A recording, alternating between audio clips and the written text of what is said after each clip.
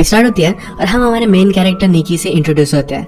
निकी हमसे कहता है, मुझे बचपन से ही पता चल गया था कि मैं बहुत ही स्मार्ट हूँ। मेरी मदर की फ्रेंड्स को मैं बहुत ही अच्छा लगता था। जब वो बड़ा हुआ तो एक फ्रेंड के साथ उसका अफेयर भी हो गया था। उसने हमेशा से इमेजिन किया था कि वो बड़ी सिटी में रहेगा, उसकी बहुत सारी गर्लफ्रेंड होगी, और वो हमसे कहता है ये सच भी हुआ है। बस खुद की रहने की जगह नहीं थी तो अमीर लड़कियों को ढूंढता रहता था, उन्हीं के साथ वो रहता था। ऐसी एक रात उसे हम क्लब में देखते हैं। क्लब की बहुत सारी लड़कियों को ऑलरेडी जानता है क्योंकि उनके साथ उसका अफेयर रह चुका है। उसने एक लड़की को नोटिस किया जिसके पास सारी एक्सपेंसिव चीजें थी। हमारी और एक मेन कैरेक्टर है, इसका नाम है समंथा।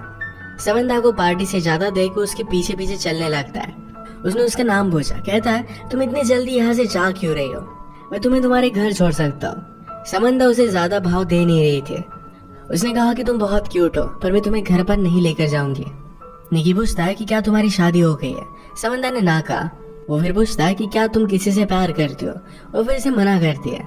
वो क्लियर करती है कि मैं तुम्हें जानती भी नहीं। ये बात सुनने के बाद निकी उसके पास आ गया। ये दोनों एक दूसरे को किस करते हैं। निकी फिर उसके साथ उसके घर पर आ जाता है। वो हमसे कहता है कि लड़कियों के सामने तुम बहुत ही स्टूपिड सी चीजें करो तो उन्हें सेफ लगेगा। उसके पास लड़कियों को हैंडल करने के इस तरीके के बहुत सारे रूल्स थे। इसमें वो सक्सेस होता है और आज रात ये दोनों इंटीमेट हो गए। सुबह होने पर समंथा निकी को उठाने की कोशिश करती है पर निकी उठता नहीं। ये भी उसकी एक ट्रिक थी ताकि वो यहाँ पर रह सके। उसने सिर्फ उसे थोड़ी सी स्माइल दी। समंथा अपना कार्ड छोड़कर गई थी तो उसने उसके लिए फूल मंगवाए। उसे उतना अच्छा कुकिंग करना आता नहीं पर फिर भी समंथा के लिए वो कुक करता है क्योंकि उसे पता है कि लड़कियों को एफर्ट करने वाले लड़के बहुत अच्छे लगते हैं। समंथा के रात पर घर पर आने पर उसे बहुत ही स्पेशल फील कराता है। वो उसे पूछती है, क्या तुम कुछ काम भी करते हो। निकी कहता है कि मैं सब नॉर्मल सी चीजें करता हूँ, उठता हूँ, खाता हूँ, पीता हूँ, यही सब एंजॉय करना ही उसकी लाइफ है। उसे ज्यादा कुछ बोलने नहीं देता और ये दोनों फिर से इंटीमेट हो जाते हैं। एक दूसरे के साथ एंजॉय करना यही इनकी लाइफस्टाइल बन चुकी थी। समंथा निकी की लाइफस्टाइल मेंटेन करती है। ये दोनों एक दूसरे के साथ बहुत एंजॉय कर रहे थे।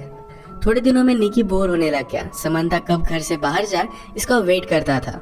एक दिन वो कहते हैं, मुझे मीटिंग के लिए न्यूयॉर्क में जाना पड़ेगा, क्या तुम मेरे साथ चलोगे। निकी ने कहा कि मैं तुम्हारे साथ नहीं आ सकता क्योंकि उसे पार्टी करनी थी। उसे ड्रॉप करता है और तुरंत पार्टी की प्लानिंग उसने स्टार्ट कर दी। निकी का एक बहुत ही अच्छा फ्रेंड है जिसका नाम है हैरी। जब निकी के पास रहने के लिए कोई भी जगह नहीं होती तो हैरी के पास ही आ जाता है। निकी हैरी को भी समझा रहा था कि किस तरीके से लड़कियों को हैंडल करना चाहिए। यह पार्टी में निकी की एक्स गर्लफ्रेंड आ जाती है। वो वहाँ पर तमाशा खड़ा करने लग गए। निकी हैरी से कहता है कि जल्दी से इसे घर पर लेकर जाओ वरना मेरी सच्चाई सबको पता चल जाएगी। पार्टी की सब लड़कियों को बता रहा था कि वो बहुत ही बड़ा मिलीनियर है। एक लड़की ने उसे अप्रोच किया और हाउस की टूर के लिए पूछा। टूर देते हुए फाइनली वो बेडरूम तक आ जाता है और दोनों फिर इंटीमेट हो गए। रात में फिर से हैरी और निकी दोनों हैंग आउट कर रहे थे। हैरी कहता है कि तुम्हारी एक्स गर्लफ्रेंड पूछ रही थी कि क्या उसके जाने पर भी तुमने ऐसी ही पार्टी की थी। निकी ने कहा कि क्या तुमने उसे सच बताया। हैरी कहता है कि मेरे पास चॉइस भी नहीं थी। ये सब करते हुए निकी को थोड़ा सा भी बुरा नहीं लगता। वो लड़कियों के फीलिंग्स के बारे में ज्यादा सोचता नहीं। पार्टी की सब चीजें मेड को क्लीन करनी पड़ी और इसी वजह से समंथा को सब कुछ पता चल जाता है।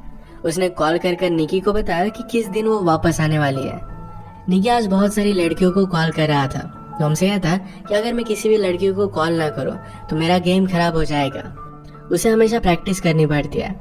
ऐसे ही अपने एक पुरानी फ्रेंड को घर पर बुला लेता है। फ्रेंड पूछती है कि तुम अब किसको फंसा रहे हो। ये दोनों एक दूसरे को बहुत टाइम से जानते थे। वो निकी को पूरी तरह पहचानती थी। उसने कहा कि तुम अगर ऐसे ही करते रहे तो 10 साल में तुम्हारा हाल बहुत ही बुरा होगा। ये सब करने से तुम्हें कोई भी खुशी नहीं मिलती। हम दोनों के बीच में जो भी था ये बहुत ही अच्छा था। उसे निकी के लिए फीलिंग्स थे। उससे कमिटमेंट चाहती थी पर निकी इस बात को थोड़ा सा भी सीरियसली लेता नहीं। ये दोनों फिर इंटीमेट हो गए। वो उससे पूछती है क्या हम हमारे रिलेशनशिप को और एक चांस दे सकते हैं। निकी उसे कोई भी जवाब नहीं देता। उस लड़की ने आज रियलाइज किया था कि निकी एक्चुअल में उसके लिए कोई भी केयर नहीं करता। समंथा निकी को रंगे हाथ पकड़ने के लिए एक दिन जल्दी आ जाती है। निकी किसी और लड़के के साथ था और उसे इसके लिए सॉरी कहता है। उस पर बहुत गुस्सा हो गई थी। निकी कहता है कि मैंने तुम पर चीट नहीं किया है। हम दोनों के बीच में जो भी है हमने इसे कोई भी लेबल नहीं दिया है। इन्हें पता था कि एक दूसरे से प्यार नहीं करते। झगड़े में डिसाइड करते हैं कि फ्रेंड्स विद बेनिफिट्स रहेंगे। फिर से दोनों अपना अफेयर कंटिन्यू करते हैं। एक दिन एक कैफे में निकी को एक लड़की पसंद आई जिसका नाम था हेदर। उससे वो बात करने की कोशिश करता है पर हेदर उसके हाथ में नहीं आती। उसने उसे अलग अलग डेट्स के लिए पूछा, पर हर बार उसे मना कर देती है। निकी ने जाते जाते अपना नंबर बिल पर लिखा। कुछ भी पे ना किए हुए वैसे वो चला जाता है। कैफे में एक डिलीवरी मैन था जो निकी का पता जानता था। तो अगले सीन में हेदर डायरेक्टली उसका पता निकाल कर घर पर आ जाती है। उसने कहा कि तुम अपने आप को समझते क्या हो, मेरे पैसे वापस करो। गुस्से में पैसे लेकर वो चली जाती है। नेक्स्ट सीन में समंथा ने निकी के पास आने की कोशिश की, पर उसे ज्यादा रिस्पॉन्स नहीं देता। अगले दिन निकी अपने फ्रेंड को हेदर के कैफे में लेकर आया ताकि उसे हेल्प कर सके। निकी ऐसा दिखाने की कोशिश कर रहा था कि वो बहुत इंपॉर्टेंट है। उसे बहुत सारे मीटिंग से कॉल आते हैं। उसका फेक कॉल भी बजने लग जाता है। बाहर रॉन्ग पार्किंग में उसे पार्किंग टिकट मिल रहा था। उसके पास ज्यादा पैसे नहीं थे तो लेडी ऑफिसर से वो फ्लर्ट करने लगता है। हेदर ये देखकर बहुत हंसी। समंथा नोटिस करती कि निकी का उस पर ज्यादा ध्यान नहीं है। अगले दिन निकी अपने फ्रेंड हैरी के साथ था। हैरी का रूम स्मेल करता है तो इस बात का निकी ने मजाक उड़ाया। इस बात पर वो गुस्सा होकर निकी को बाहर निकाल देता है। एक दिन हेदर ही निकी को कॉल करती है। आज रात उसके साथ डेट पर जाना चाहती थी। वो डेट पर जरा लेट आई।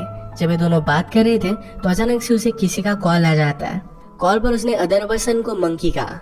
इस कॉल के तुरंत बाद वो यहाँ से जाने लग गए। निकी उस पर गुस्सा हो गया पर वो डायरेक्टली चली जाती है। एक दिन समंथा निकी से पूछती कि क्या तुम्हारा किसी के साथ अफेयर चल रहा है। वो इसके लिए उसे मना करता है। समंथा ने कहा कि मुझे हॉस्पिटल छोड़ दो। वो हॉस्पिटल क्यों जा रही थी ये उसे नहीं बताती। आजाद हेदर ने फिर से निकी को कॉल किया। उसे पूछती है कि क्या तुम अकेले हो। इसके तुरंत बाद वो डायरेक्टली उसके स्विमिंग पूल में थी। निकी ने कहा कि तुमने उस दिन बहुत ही अजीब किया था और ये मंकी कौन है। हेदर ने कहा कि मैं मेरे छोटे ब्रदर को मंकी बुलाती हूँ। वो एबनॉर्मल है तो उसी की केयर लेने के लिए मैं गई हुई थी। ये बात कहकर हेदर रोने लगे। निकी को उसके लिए बुरा लगता है। उसके बाद ये दोनों इंटीमेट हो जाते हैं। एक दूसरे के बारे में बहुत सारी चीजें जान लेते हैं। सुबह होने पर स्ट्रीट की क्लीनिंग चल रही थी। हेदर सोई हुई थी तो उसकी गाड़ी निकी को मूव करनी पड़ती है। निकी ने रियलाइज किया कि हेदर के पास बहुत ही एक्सपेंसिव कार है। जो भी कल रात उसने निकी से कहा था ये सब कुछ झूठ था। जिस तरीके से निकी लड़कियों को फंसाता है उसी तरीके से हेदर रिच आदमियों को फंसाती है। ये सब कुछ निकी समझ गया और उसे घर से निकाल देता है। 2 दिनों के बाद समंथा हॉस्पिटल से वापस आई। उसने अपने प्राइवेट पार्ट की सर्जरी की थी। उसे रेस्ट की जरूरत थी तो रात में निकी क्लब पे चला गया। रात भर वो किसी और लड़की के साथ था तो इस वजह से समंथा बहुत ही ज्यादा गुस्सा हो जाती है। निकी भी उसे बहुत ही परेशान हो गया था। वो कहता है अब हम दोनों एक साथ नहीं रह सकते। समंथा का गुस्सा शांत होने के बाद निकी ने कहा तुम्हें भी और कोई मिल जाएगा। उसे पूछती कि अब तुम कहाँ जाओगे। निकी को कुछ भी पता नहीं था। उसे तुरंत एक लड़की का कॉल आ जाता है तो समंथा इस पर गुस्सा हो गई। निकी का फोन लेकर वो पानी में डाल देती है। अब वो किसी के पास भी नहीं जा सकता। उसे स्ट्रीट पर ही रहना पड़ता है।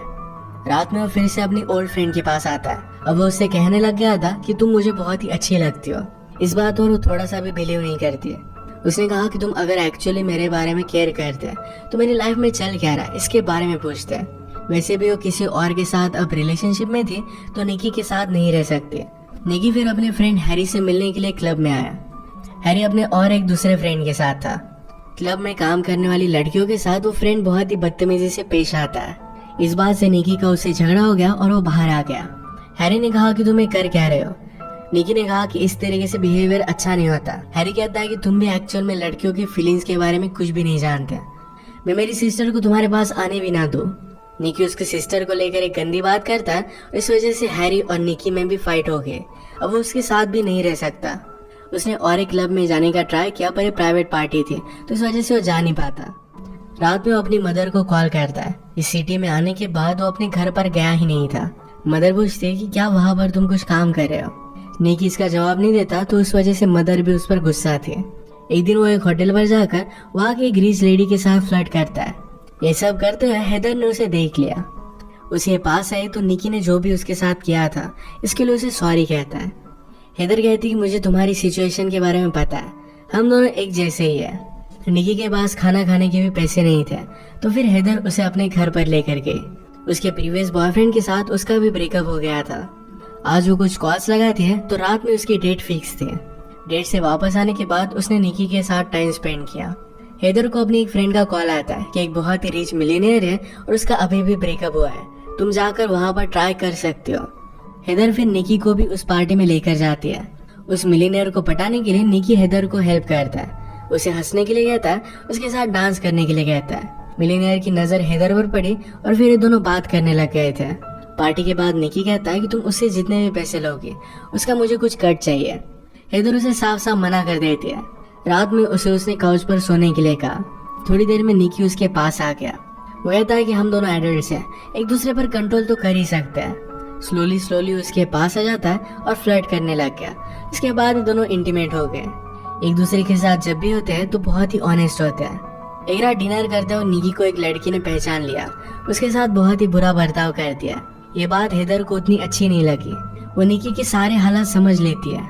ये दोनों फिर एक दूसरे के साथ बहुत सारा टाइम स्पेंड करने लग गए थे। हेदर का किसी और आदमी के साथ बाहर जाना ये निकी को अच्छा नहीं लगता। एक दिन हेदर को अपने एक बॉयफ्रेंड से इन्वॉल्व मिला जिसमें उसे शादी के लिए पूछा गया था। इसके बारे में वो निकी से कहती है। उसने कहा कि मैंने अभी अभी उससे ब्रेकअप किया है। निकी इस बात से सरप्राइज था क्योंकि इस बॉयफ्रेंड के बारे में उसे कुछ भी पता नहीं था। वो कहती कि वो बहुत ही ज्यादा अमीर है। निकी पूछता है तुमने फिर उससे ब्रेकअप क्यों किया?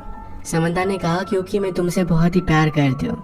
अब इस सिचुएशन में क्या किया जाए, इसका निकी के पास कोई भी प्लान नहीं था, तो यहाँ से वो चला जाता है। घर आने के बाद उसे पता चला कि समंता न्यूयॉर्क जा रही है। उसे रोकने की कोशिश करता है पर वो जा चुके थे। अगले दिन ग्रोसरी लेते हुए उसे अपनी एक फ्रेंड मिली जो बहुत ही ड्रंक थे। उसे इस हालत में ड्राइव करने नहीं दे सकता था तो उसे घर छोड़ने के लिए आ जाता है। इसी मोमेंट पर उसे समंता का कॉल आया। वो कहता है कि प्लीज घर पर वापस आ जाओ, मैं कुछ जॉब्स वगैरह कर लूंगा और हम कुछ ना कुछ तो फिगर आउट कर ही लेंगे। समंता ने उस लड़की की आवाज फोन पर सुनी और वो गुस्से में फोन रख दे दिया। निकी को कुछ भी समझ में नहीं आ रहा था कि अब उसे करना क्या चाहिए। उसने हेदर की रूममेट से बात की। उसे एडवाइस करती है कि अब तुम्हें कमिटमेंट दिखानी चाहिए, तुम उसके लिए रिंग वगैरह लेकर जाओ, शादी के लिए उसे प्रपोज करो। निकी को भी आइडिया बहुत ही अच्छा लगता है। वो अपने फ्रेंड हैरी की मदद लेकर एक रिंग बाय करता है। न्यूयॉर्क पहुंचने पर वो देखता है कि हेदर अब एक बहुत ही बड़े हाउस में रह रही थी। उसने उसे समझाया कि ये जो सब चीजें तुम कर रही हो इसमें से कोई भी रियल नहीं है, तुम उसके साथ खुश रह नहीं पाओगी। समंता कहती कि हमारे पास कुछ भी पैसे नहीं है, तुम सिर्फ वादे करते हो और उसके बाद तुम कुछ एक्शन नहीं लेते। इसी बात से वो बहुत ही ज्यादा डरती है। उसने उसे ये भी बताया कि अब मेरी शादी हो गई है। निकी कहता है कि तुम उससे डिवोर्स ले सकते हो। समंता ने उसे क्लियर किया कि ये सब चीजें वो खुद चाहती है, उसे डिवोर्स नहीं ले सकती है। उसका हस्बैंड घर आता है तो समंता ने कहा कि इस डिलीवरी बॉय को उसकी टिप दे दो। इस सब से निकी का हार्ट ब्रेक हो गया। वो अब डिसाइड करता है कि ऑनेस्टी से अपनी जिंदगी बिताएगा। एक्चुअल में डिलीवरी बॉय का काम उसने ले लिया था। एक दिन वो समंता के घर पर भी डिलीवरी देने के लिए आया। एक दूसरे को ख्याल रखने के लिए कहता है। निकी हमसे कहता है इस सिटी में सबने लेकर मेरे जैसे आपको ये मूवी अच्छी लगी हो तो मूवी को लाइक, सब्सक्राइब और शेयर जरूर करना और कमेंट करके बताना कि आपको मूवी कैसी लगी। तो देखिए एक्सप्लेन मूवी।